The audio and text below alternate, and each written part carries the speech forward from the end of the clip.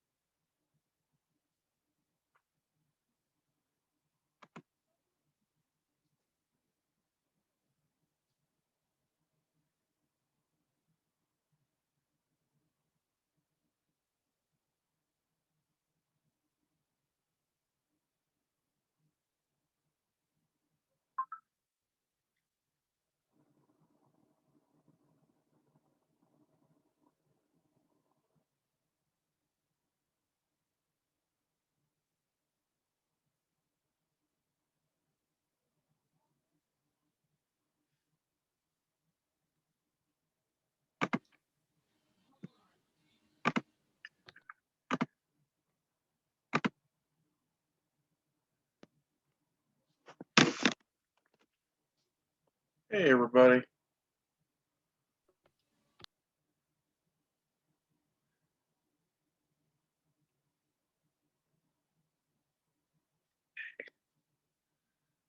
Thank y'all for being so understanding about a late start. My wife's like, I know you start at 7 usually, but can you go an hour later and be all right?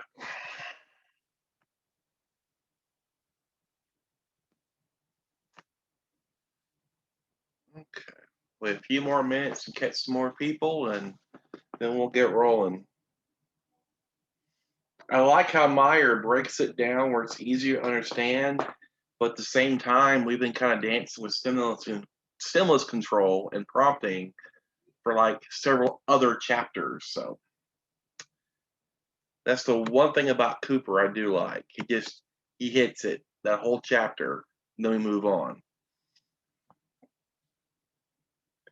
But it is nice to have a slow burn too.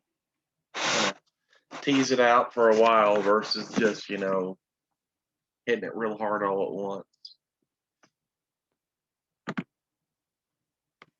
Catch some more people, like I said, and then we'll get rolling.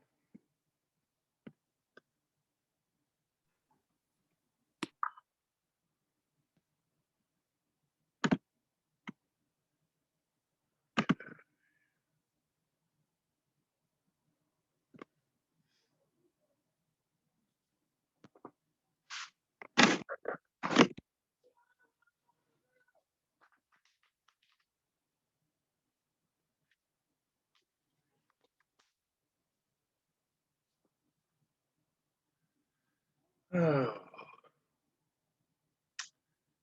Did everybody have a good weekend?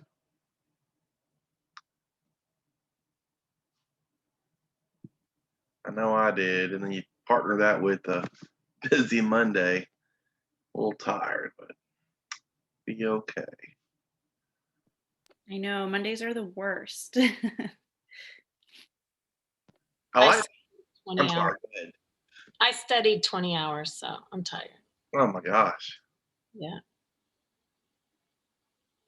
I know I'm not going to do all that. I'm not going to like stay up real late. So that's why I've been starting like a little bit for the last year. Because I know how I am. When you have 12 days, you got to do what you got to do. Oh, I understand. My 24 months is up in 12 days, so. I understand. And my hours are over 5 years, and my courses are over 5 years, so I'm nervous. You'll get it. You'll get it. I know you will. Nobody can tell me though if the board is accepting courses or hours over 5 years old. So I don't even want to email them and ask. I know when I missed the 2-year time 3 years ago, I had to go back and take 3 courses to align with the education or the psychology. So now everything's aligned, but my 2 years is running out again. Yeah. So. I don't know the answer.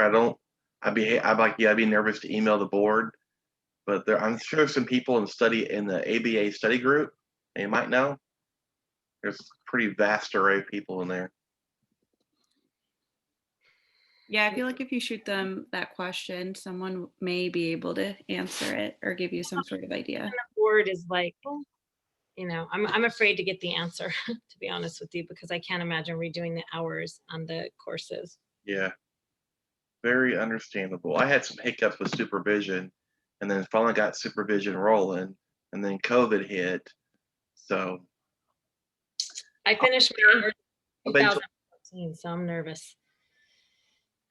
I just want to be done by the end of this year because of everything's changing. I don't want to be in that boat because I know how stressful that could possibly be too. But did you see they backed off the masters? So when I had to go back and take the 3 courses, they said in 2022 it was going to be ABA masters only. They went back on that. So they said no, education, psychology, ABA.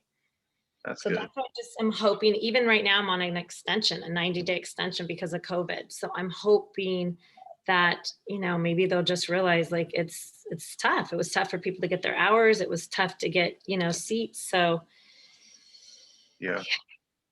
I don't know.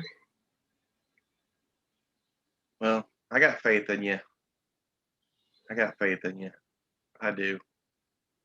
Well, on that note, we'll go ahead and get rolling. I do appreciate y'all being here tonight, and I appreciate y'all waiting for me for the hour. I really do. Had a family thing and pushed it back a little bit, and I really do appreciate that. We're on Facebook Live, and we're also recording tonight's session to go to the YouTube channel.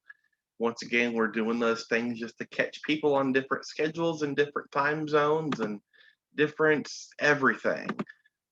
Just another disclaimer, since everything's being recorded, just kind of a reminder, if you don't want your face or your name, you could definitely change and have a pseudonym or whatever that makes you feel more comfortable, or turn off your video. Completely understand either way. But like I said, I really do appreciate y'all being here, and it's a big reason for all the different things. I'm not an expert, by the way. I'm not claiming to be an expert. I'm just claiming to be a guy who is studying and wanting to see if other people want to be on this journey with me and study along the ride for me. I use this book for my coursework. We didn't use the Cooper. So I do have kind of a foundation there. And then you add the Cooper and you add this. That's why Mondays and Tuesdays have been so fabulous. We're just peeling the onion. Where Cooper gets kind of difficult lingo, Mayer kind of makes it more understandable. At least that's been my way of looking at it. It's been really nice. If you haven't noticed, the presentations have been shorter. I was rocking out 40, 50 slides, just word verbatim off my outlines. If you do want a copy of my outline of how, intricate I got for each chapter, and some chapters I haven't been that way lately, like within and extra stimulus control, stimulus prompts, I covered that in my prompt lecture with Cooper. So I didn't throw that in there. But for the most part, if you're interested in my outline, they're posted on the Rock and Study group page. If you're not a member or you are a member, they're there. And I try to go a little bit deep on there. That's how I study. I'm not the best reader, but it forces me to study, forces me to read, and I got my job done. So maybe that can help out somebody else. Well, here we go, chapter 20. And if I go too fast, too slow, please don't be afraid to say anything. I promise I won't bite. This chapter goes into, last week was verbal behavior. Just kind of want to remind you guys that it was really cool, really good topic. Shruti, the week before in the Cooper study, kind of brought some stuff home for not just me, but some other people. So it was really nice to kind of peel it a little bit further and share that understanding and light bulb moment. That Zoom is already posted on the YouTube channel. I got lots of good feedback on the prompting, and I don't have all the chapters labeled, but I do have a lot already posted.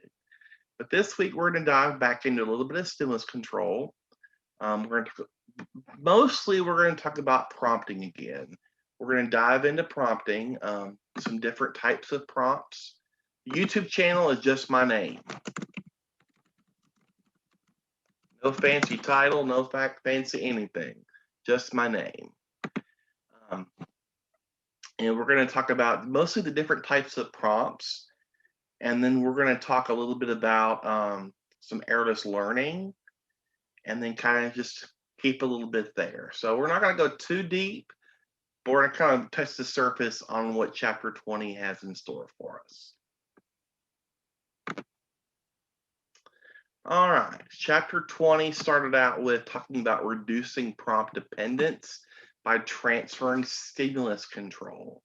When we think about prompt dependence, Andy Bondi had a great lecture a while back, I think it was last year, about how several of us are, I don't know that we teach on purpose, but we have a lot of learners that are very prompt dependent.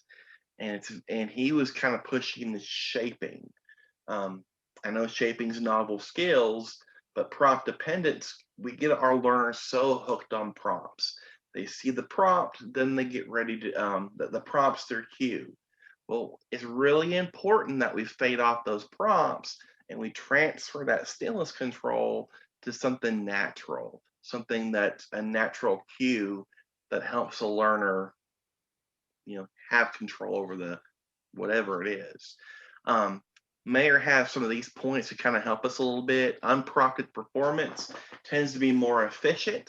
Society tends to reinforce behavior that is independent of contrived supplementary cues.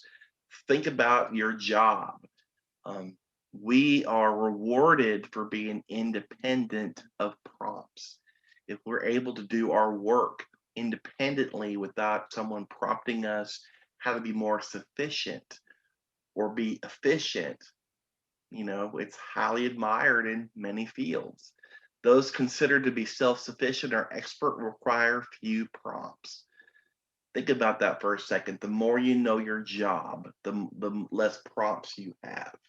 Would you go to a doctor who has to have a diagram your surgeon has a diagram how to work inside you, or has a task analysis sitting right there of what steps do I go with a prompt? No, you'd be scared out of your mind that person go inside you. Think about your behavior analysis journey or where you work at. Do you feel more confident? Do you feel more, I'm ready to tackle this? The more you have more cues kind of put away. Your supervisor is prompting you less and showing you less and less, and you are doing it on your own. Yeah, we all do. I know that I do. Only when artificial or supplemental prompts are completely eliminated and only natural discriminate stimuli remain to set the occasion for that response, then we can say the person is functioning independently. All those artificial prompts are gone and natural stimuli set the occasion. Unnecessary prompting can also advertently cause responders to make errors. Carlson and Chase talked about teaching college students how to use spreadsheets. I'm not going to go into detail, but that was their example they mentioned. Mastering a new skill is no guarantee that the learner will spontaneously transfer it to the stimuli that are supposed to control it naturally. But sometimes a person could be totally dependent on prompts. Andy Bondi mentioned about how we slide to a different prompt. We go to another prompt, but we're not fading off. So it's very important that we fade off those prompts so our learner is independent. All right, one of the prompts that started off, I know when we think of prompts, we think of response and we think of stimulus. The big thing today we're going to kind of talk about is delayed prompting, graduated guidance, and airless learning. Those are the big deals we're going to talk about this evening. Just kind of giving you guys some heads up on that. I tried to put some questions in Rockin' Study group on Sunday as I was studying and preparing for this lesson, well, my outline more than anything else, to kind of help myself with it. And I got a diagram that I pulled from Mayor on the next slide, which really kind of brought it home for me, because the rest of these words, they turn into words. But when you have a delayed prompt, it is what it says it is. You're delaying that prompt. You're delaying that artificial prompt. Like you're giving the learner a chance to get the correct answer. And then we want to decrease that time. Delayed prompting is a method for removing prompts by interimposing time delays. So if I put a time delay on when I'm going to put that prompt in, I'm giving the learner a chance without me having to prompt right away. This technique shifts control of responding from the current functional prompts, which is all prompts are also SDs, to the discriminative stimulus designed to evoke the behavior. Interimposing a gradual increasing period of time between the discriminative stimulus and the artificial prompt, but ultimately the learner begins to respond before the prompt is given. We're increasing that time so the learner can get it without us having to prompt. Artificial prompt conditions remain constant, but a constant or graduated time period is introduced to separate the natural stimulus from the prompt. we're having this time delay so the learner can get it on their own. When we have a progressive time delay, our AKAs here are progressive time delay. I'm sorry, progressive delayed prompting has AKAs, and they are progressive time delay, graduated delayed prompting also. And this is when you first present the request or stimulus you intend to make functional as a discriminative stimulus. As necessary with this minimally obstructive a prompt, obtrusive a prompt as possible, yet one that reliably occasions the response. I know this is a lot of words happening here, but the next slide has a diagram that's going to bring it home a little bit for us, because it gets a little wordy for me too. Okay, in the bottom picture, it's the same picture from the last slide. We have those kids.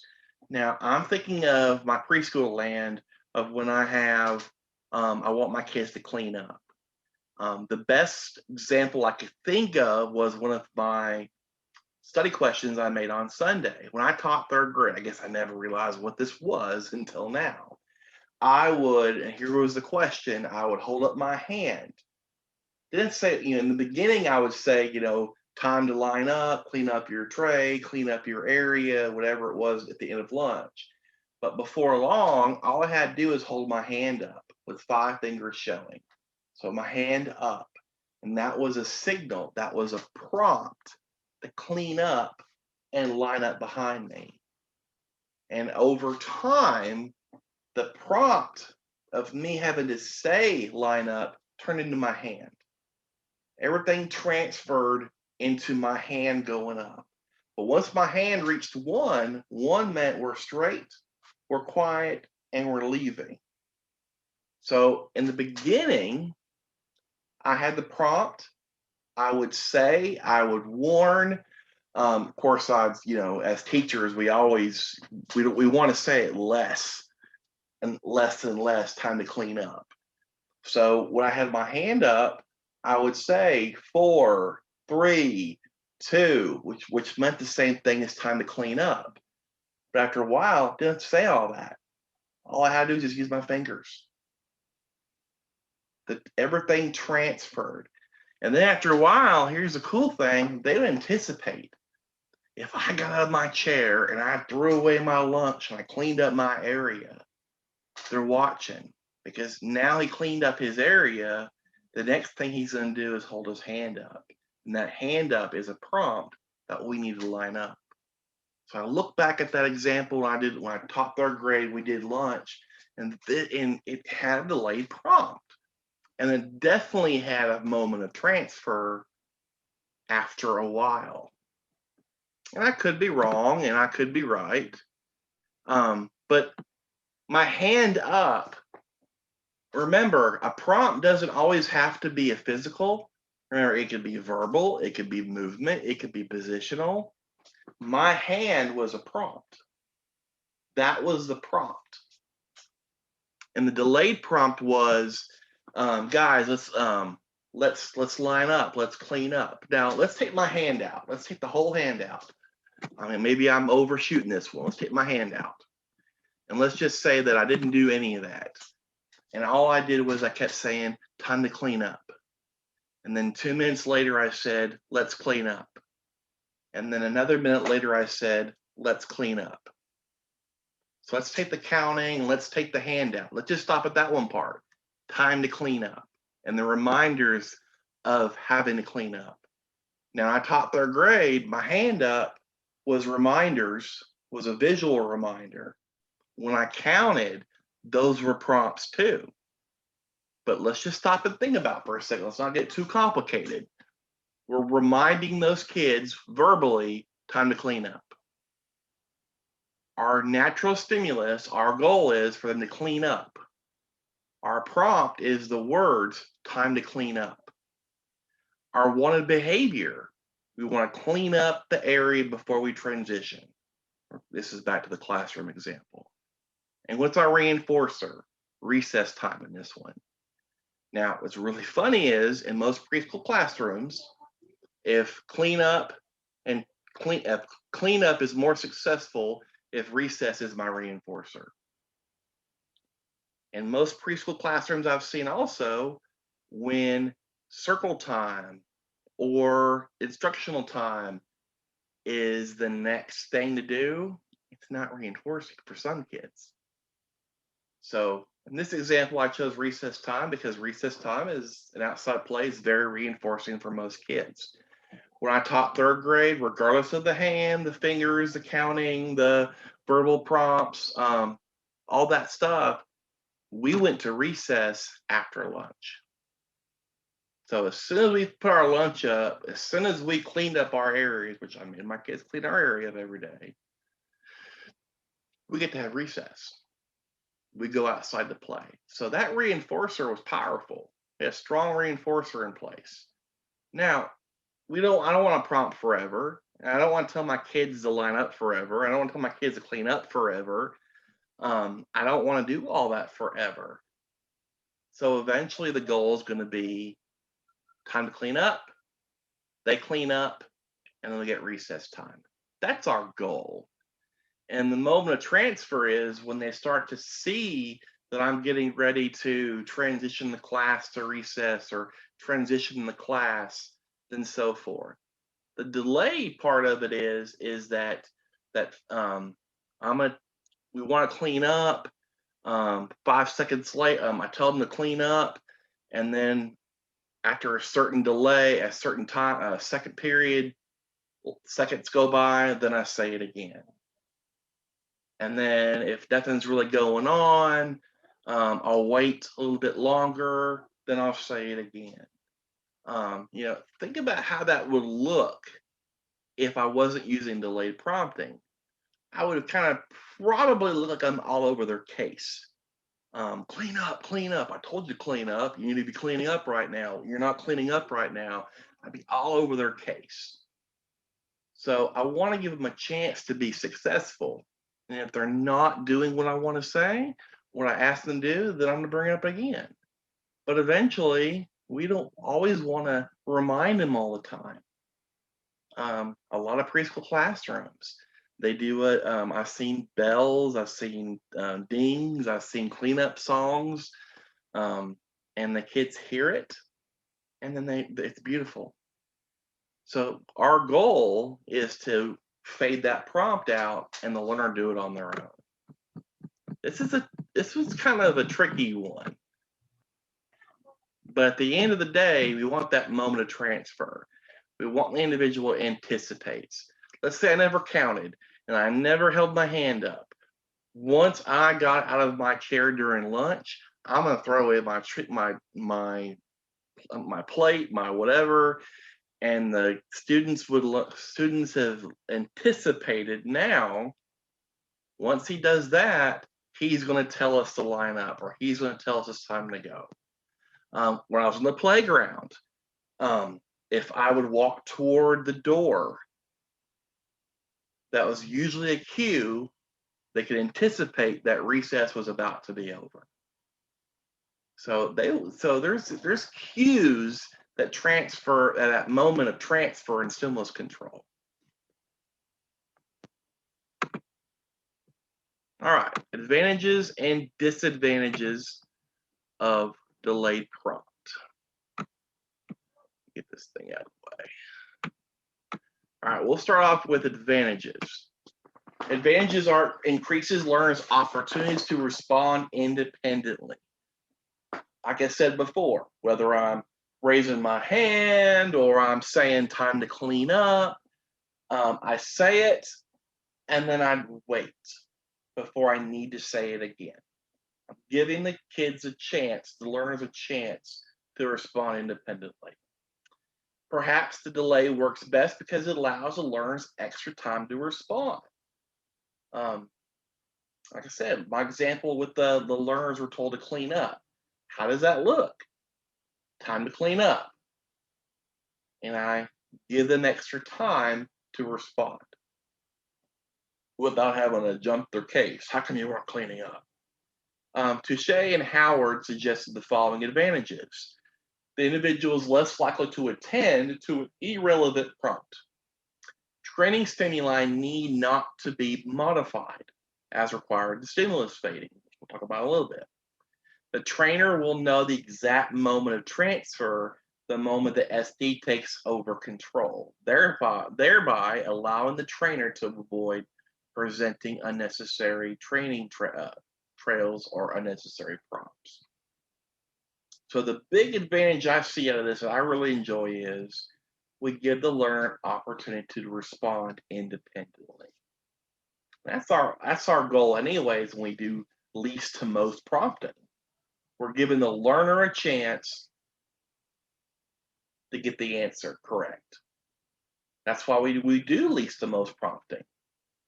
We present the verbal prompt or the visual prompt, but we're giving the learner a chance before we start to stack in those prompts where we take away their independence in a way. Which leads me right into this. I was trying to find, there's several diagrams I saw when I was Googling it, but I was trying to find something that kind of showed it. But with graduated prompting, it's kind of like least to most. Be careful. We're talking about graduated prompting. We're going to talk about graduated guidance in a little bit. But right now, we're talking about graduated prompting. So try really hard not to get them put together. We have graduated prompting in this slide, and then graduated guidance coming up. I got some great examples to kind of help us along. With graduated prompting, it's kind of like before. This kind of sides with the delayed prompting in a way. Our AKAs are graduated prompting. Sound familiar? Increasing assistance. Minimum to maximum prompting. Which when I think of that, I immediately think of least to most. Now, we present our visual. Now, some graphic organizers have verbal first, some have visual first, but we start out with that first prompt. It's very least intrusive, and the learner's independent. At least we want that learner to be independent. And then when they don't get it, and then we add the next one, gestural. They're still struggling, then we add modeling. They're still struggling, then we add partial physical. And if they're still struggling, then we add full physical. We're gradually increasing the assistance as a learner is struggling, which is least to most. This begins with the most natural, non-intrusive, like I just said, and progresses by interimposing increasingly intrusive prompts until we get the one response. So like I said, we had that visual. We'll give the chance for the learner to get the correct response. Struggling. We had that verbal or visual verbal. To me, they're kind of the same. We go gestural. Then we show them how to do it. They're still struggling. Then we do partial physical. Then they're still struggling. Then we do hand over hand.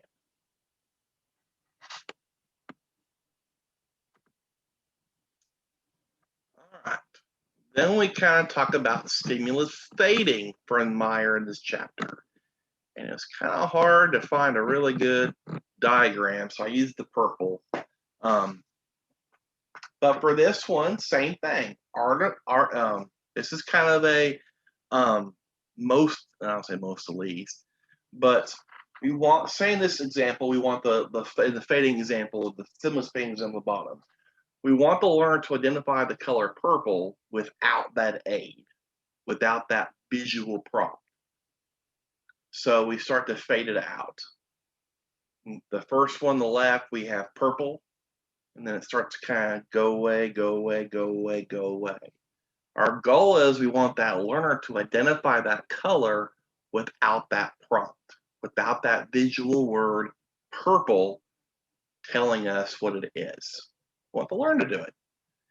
Stimulus fading is artificial or intrusive prompts are gradually and systematically removed for the purpose of enabling transfer to control to the antecedent stimuli that are supposed to naturally invoke the response. So go to our bottom. We want them to know the color. You put a color in front of them, it's purple. We could put red, it's red. Orange, and you get the point. But we're going to put that word purple if our learner can actually understand the word purple. But we want to fade that word out, so control goes to the natural. Here's the color. Fading begins when removing whatever prompts are in place the person needs to succeed. But you gradually, key word here is gradually remove those prompts while gradually introducing the designated antecedent stimuli. Once a shift occurs within a prompt category, as in substituting one visual stimulus for another, at other times, control transfers from one prompt modality to another, as from physical guidance to instructions. Either way, prompts are reduced by moving from maximal to minimal assistance, and to control transfers to more natural or appropriate stimulus. We have our maximum assistance on the left, and it goes to the minimal on the right, where the word purple disappears. It's really creative trying to come up with examples. It really gets creative. It really does. There's some strategies on, get rid of this box here, for using fading effectively. Meyer talked about remove prompts gradually, like we just said, slowly move them out, because you still want your learner to be successful. And this procedure allows students who are unsuccessful for long periods of time, we put that prompt in there, and they're getting success. But we don't want to take away that success right away. We want to gradually remove those prompts that still can be successful, just without the prompt. We want to remove antecedents that may occasion unwanted responses. The example Mayer had was about response blocking. And I thought it was kind of interesting. I'm still trying to figure the fading. Maybe it's just something to do with the fact that we're transferring, but it was so cool the example they had. That's why I put the pictures in there. We start off with a boxing glove. That's pretty intrusive. A big old boxing glove to block thumb sucking. And then we're going to just move to a plastic glove. And then maybe we'll go to a bandage. And then maybe we'll go to nothing at all. Or maybe we'll put something, a liquid something on the thumb before we go to nothing at all. But we're fading out from super intrusive, the boxing glove, to our ultimate goal of nothing at all. You can use fading to reduce control by natural but undesired stimuli that inhibit unwanted responses. We don't want, I probably need to do some myself, my fingernail biting, but we're gradually removing those antecedents for a more natural response. We want to prevent overdependence on prompts. We want to fade physical prompts as well as other prompts as systematically and rapidly as possible. Now I'm going to say as possible because sometimes you don't want to, set the learner up for failure. But I thought about riding a bicycle, and this probably goes a lot with the next example too. But how long can you really physically prompt a child when you teach them how to ride a bike? Or how long can you physically do a physical prompt for teaching a child how to swing a baseball bat or throw a ball? You can't. How would that look if you are using these intrusive physical prompts forever? Well, for one thing, the learner would never learn how to ride a bike. Graduated guidance is probably the best one for the baseball thing. I'm a little bit touching here on the elbow and the shoulder, and then I'm going to kind of work my way off. because I don't want to be anywhere near that kid when he starts to swing the baseball bat as hard as he can. I'm not going to be holding on doing full physical prompts. When I teach a bicycle, when I teach him how to ride, what's our goal? For him to independently ride by himself.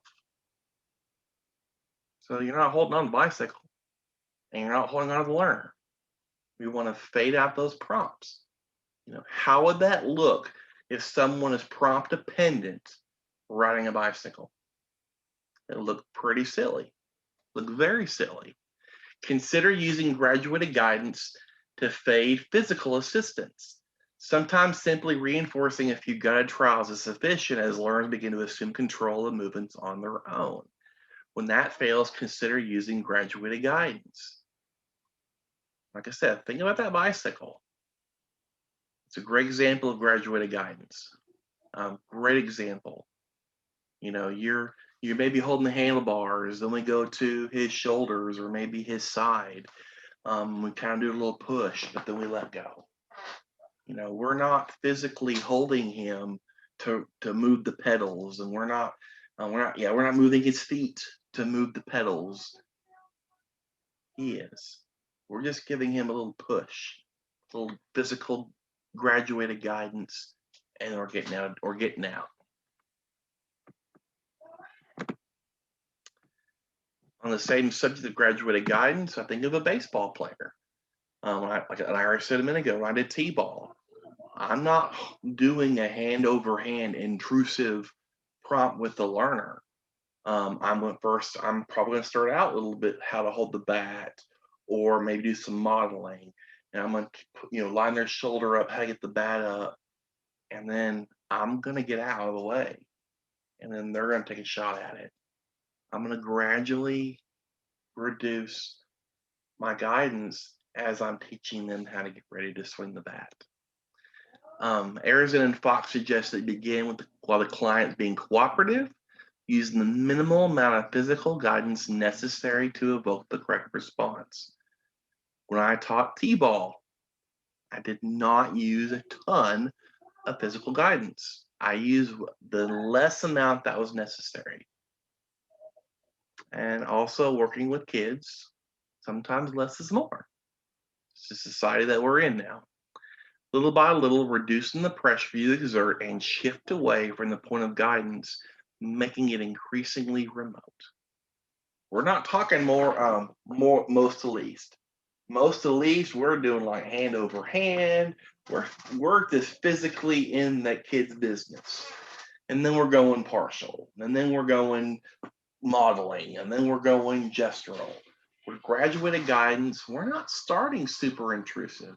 We're starting with the least amount of physical guidance and then backing up.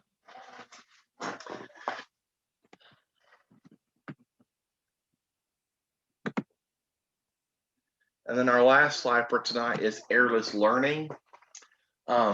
My introduction to airless learning was when I was doing home health before I started working as a behavior specialist. And it's basically the learner is always right. Always right. We put our trials in front of them, and if we're reaching for the incorrect one, then we block where they can only get the correct one.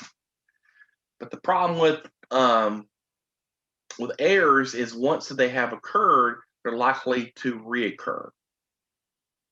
When using fading to achieve airless learning, yeah. So a lot of people use airless learning, at least the ones I've seen. I've never seen any fading, to be honest with you. I've seen a lot of, and hopefully someone can correct me if I'm wrong, I don't even know what that looks like. But I know a lot of people, because the goal of airless learning is to have the child be correct. There isn't a whole lot of material in Mayer about airless learning. It was basically, in a nutshell, telling us over and over again that the learner is always correct. Rogue said the same thing pretty much. Our goal is for the learner to always be correct.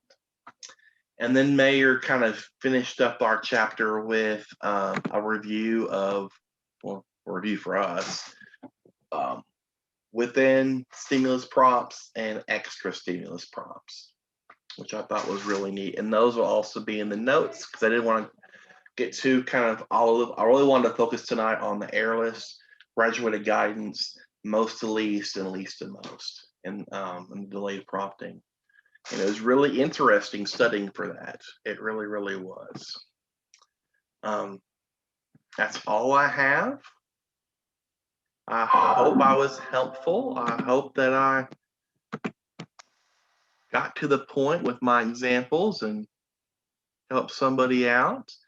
Don't forget tomorrow night, we're Cooper book study, or what do you want to call us? We're doing antecedent interventions. We're jumping in chapter 23. I have a very special guest. She, Karen, is going to do our Cooper deal for us tomorrow night. If anybody wants to cover a topic, don't worry about the chapter, don't worry about the succession. If there is a topic you're passionate about or a topic you want to dig deeper about and share with us, Tuesday nights is your night. So just keep that in mind, and I'll see you guys tomorrow night at 7 p.m. Central Time, back to our normal time. Thanks, guys. I'll see y'all later. Oh, tomorrow night, the Zoom link should be in the, I'll post this link in the event.